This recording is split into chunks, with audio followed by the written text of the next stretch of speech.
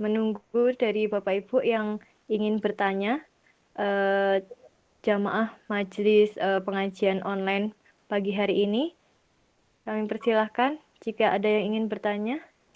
Sepertinya masih sambil menunggu pertanyaan, Pak Tri, monggo kalau misalkan ada yang ingin ditambahkan informasi atau update terbaru atau tambahan-tambahan materi yang tadi mungkin belum sempat disampaikan pada saat pemaparan. Monggo, sambil menunggu jika ada Bapak Ibu yang ingin bertanya di forum ini.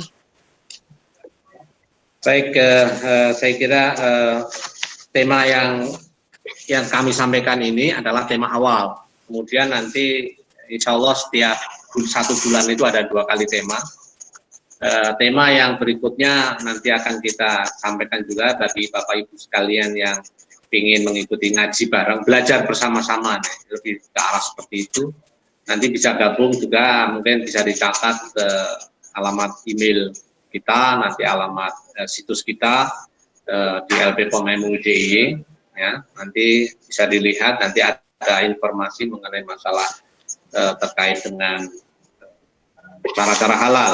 Kemudian juga Bapak Ibu sekalian yang berbahagia, beberapa hal yang mungkin seringkali menjadi kendala dari para pengusaha ataupun industriawan untuk mencari sertifikat halal itu karena merasa kesulitan untuk melakukan upaya-upaya apa yang sesuai syariah. Oleh karena itu dipersilakan mengontak LPPOM MUI dimanapun berada, tetapi di sini LPPOM MUI DIY mencoba menjembatani melalui kajian-kajian semacam ini. Silakan ditanyakan apa yang merasa diperlukan, dan juga akan diberi bantuan untuk diberi penjelasan maksudnya apa. Nah, sejauh ini memang banyak juga yang dari instansi-instansi berkomunikasi dengan kita, sehingga program-program mereka membantu UMKM dan sebagainya itu sejauh ini sudah ribuan yang bisa dibantu. Tentu kalau yang tidak dibantu, yang istilahnya bebas, orang-orang merdeka yang mandiri, itu juga bisa, tidak harus menunggu bantuan pemerintah. Saya kira itu bisa ditanyakan, bisa dikomunikasikan ke LPPOM MUI dimanapun berada, termasuk di LPPOM MUI DIY ini. Oke, matur nuwun tambahannya Prof. Tri. Silakan kalau ada pertanyaan.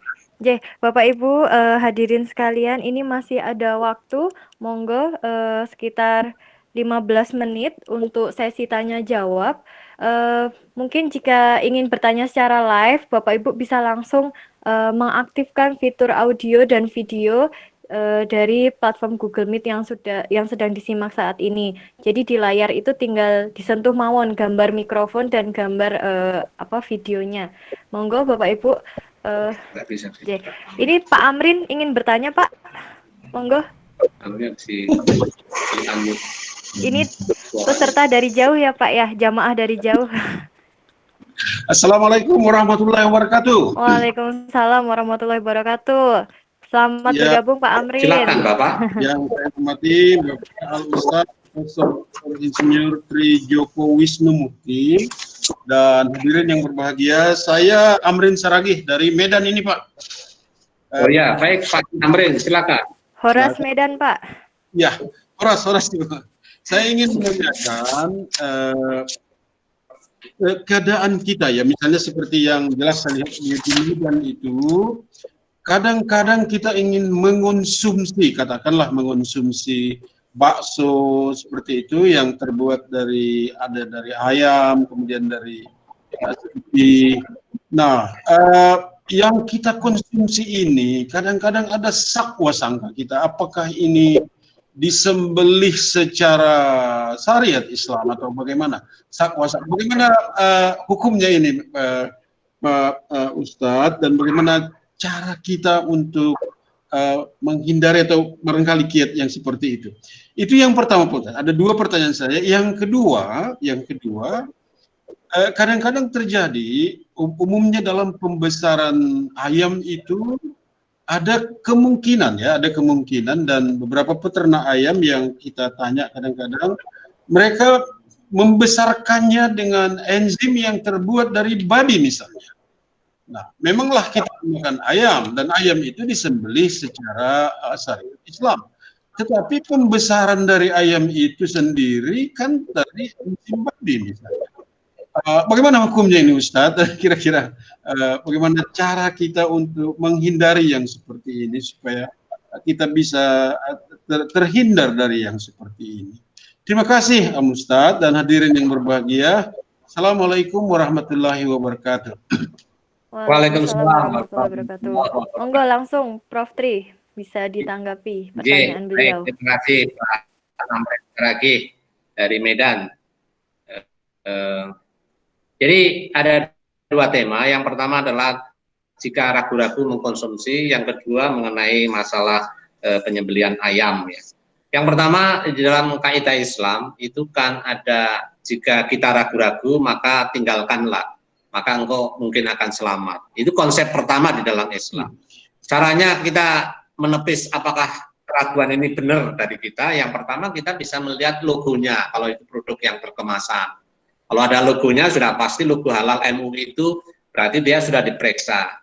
Yang kedua di masing-masing LP POM ini dari Medan ada Profesor Basyarudin yang LP POM MUI Medan di Sumatera Utara. Saya kira juga bisa nanti kalau masih belum puas bisa langsung datang kepada LP POM Medan. Itu jawaban untuk yang pertama. Kalau konsumsi ragu-ragu sebaiknya tinggalkan. Karena Islam mengajarkan orang ragu-ragu, tinggalkan. Tetapi keraguan itu harus dijawab dulu dengan melihat pertanyaan dan apakah ada logo atau tidak. Jadi bukan tanpa usaha langsung ditinggalkan, nah repot. Tahu-tahu kita kelaparan, akhirnya kita darurat, kita makan sembarangan juga akhirnya.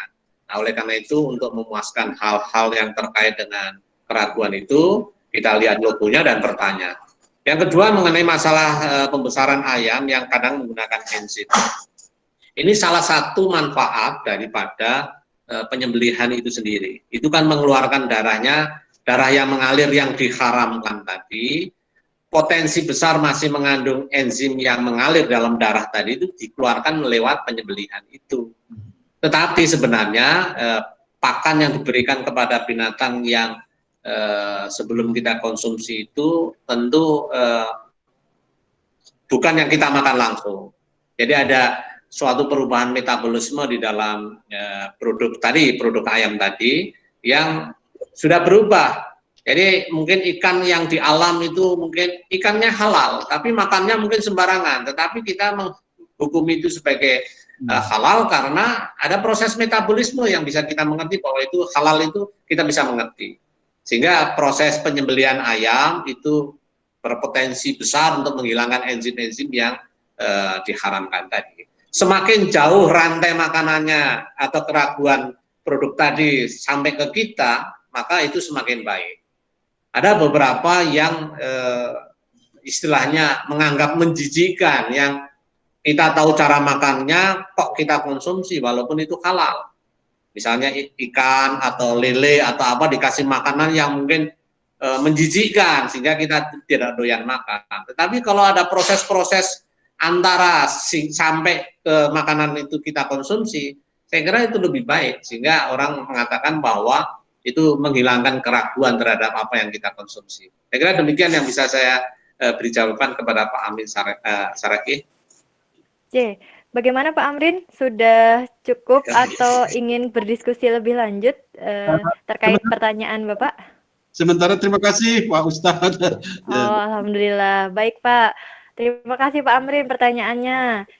Kami lanjutkan kepada Bapak Ibu jamaah majelis yang lain. Monggo jika ingin bertanya dapat mengaktifkan fitur audio dan videonya. Nanti bisa berinteraksi secara langsung seperti Pak Amrin tadi, Monggo Bapak Ibu masih ada waktu sekitar kurang lebih 5 menit. Mungkin 1-2 pertanyaan lagi, Monggo Bapak Ibu, ini di kolom chat juga belum ada yang bertanya.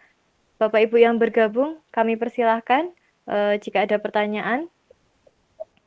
dapat langsung mengaktifkan fitur audio dan video seperti Pak Amrin tadi. Monggo.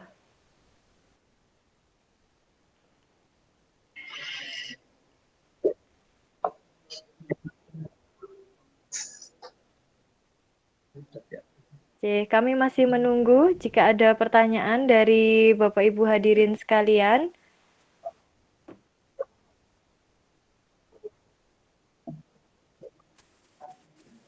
Kami persilahkan kalau yang ingin masih bertanya, tidak hanya berhenti pada kesempatan hari ini, tetapi insya Allah setiap hari Sabtu 2 minggu sekali kita akan coba on air untuk membantu menjelaskan secara daring kepada umat jamaah agar tidak ada keraguan untuk bergaya hidup halal, baik makanan, minuman, pakaian, wisata kita, dan alat-alat yang di kesempatan pagi hari ini, dan mungkin nanti bisa dilanjutkan pada kesempatan selanjutnya yang akan diisi oleh para auditor halal yang berasal dari LPPOM MUI Daerah Istimewa Yogyakarta. Tentu saja tema selanjutnya insya Allah tidak kalah menarik dengan tema yang kita bahas pada kesempatan kali ini. Insya Allah nanti tema-tema selanjutnya juga cukup menarik atau cukup meningkatkan rasa ingin tahu Bapak Ibu sekalian terkait dunia halal, nggih. Monggo kami berikan kesempatan Bapak Ibu masih ada waktu berinteraksi, berdiskusi secara langsung. Jika ingin bertanya, sekali lagi langsung saja mengaktifkan fitur audio dan video yang ada di platform Bapak Ibu. Gambar mikrofon dan gambar videonya tinggal di klik saja, nanti itu sudah aktif. Monggo, masih ada waktu Bapak Ibu jamaah majelis ngabar sesi 1 ini. Kami persilakan. Ini di peserta kami lihat ada beberapa auditor halal LPPOM DIY yang bergabung, alhamdulillah. Ada Bu Ihda, Pak Jumeri, Pak Joko, Pak Nur Hidayat. Matur nuwun atensinya, semoga di lain kesempatan bisa bergabung kembali. Dan Bapak Ibu yang lain, peserta umum, kami harap di kesempatan yang berikutnya bisa menginformasikan atau menyebarluaskan terkait kegiatan ini. Ini ada pertanyaan dari chat dari Ibu Siti Mukminatun. Mohon maaf saya terlambat gabung tadi. Apakah nanti di-share di YouTube sehingga saya bisa akses lain waktu?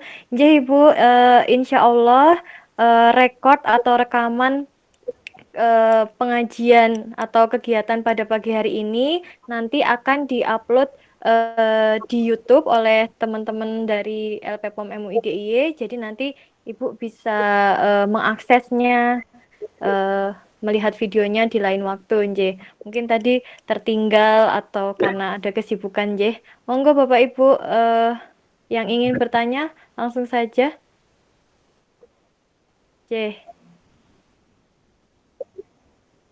Belum ada pertanyaan lagi di kolom chat. Yang ingin berinteraksi secara langsung, monggo masih ada 5 menit. Bapak Ibu, mungkin auditor halal dari DIY juga ingin berdiskusi, monggo. Bapak Ibu, ada Pak Didin, ada tadi yang sudah saya sebutkan, ingin bertanya atau ingin berinteraksi terkait tema pada pagi hari ini, monggo diperkenankan. Kami masih menunggu.